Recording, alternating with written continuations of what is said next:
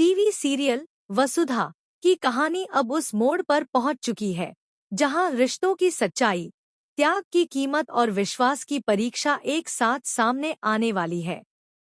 आने वाले upcoming track में दर्शकों को देखने को मिलेगा जबरदस्त हाई वोल्टेज ड्रामा, आंसू, गुस्सा और कई ऐसे राज जो अब तक पर्दे के पीछे छुपे हुए थे।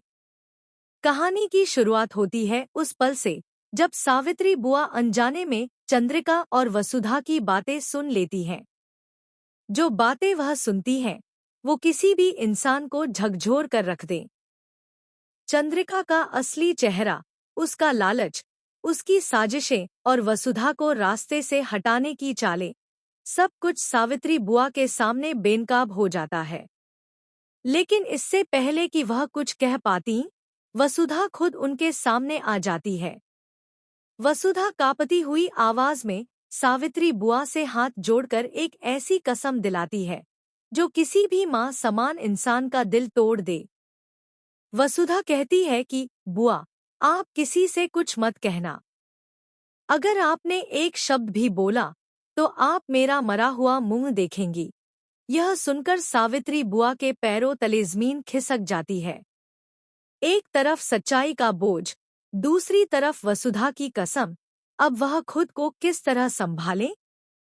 यह सवाल अब कहानी का सबसे बड़ा सस्पेंस बन चुका है। क्या सावित्री बुआ वसुधा की कसम निभा पाएंगी? या फिर जब जुल्म हद से आगे बढ़ेगा, तब वह देव को सब कुछ सच सच बता देंगी कि कैसे चंद्रिका ने मासा को ब्लैकमेल किया, कैसे उसने वसुधा को हर कदम पर नीचा दिखाया और कैसे पूरे घर को अपने फायदे के लिए इस्तेमाल किया।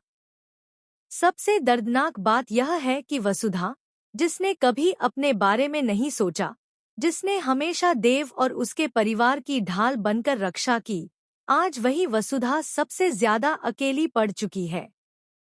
जिस देवी हुकुम की वह दिल से पूजा करती है, उसी देवी का नाम लेकर आज चंद्रिका उसे घर से बाहर करने की कोशिश कर रही है।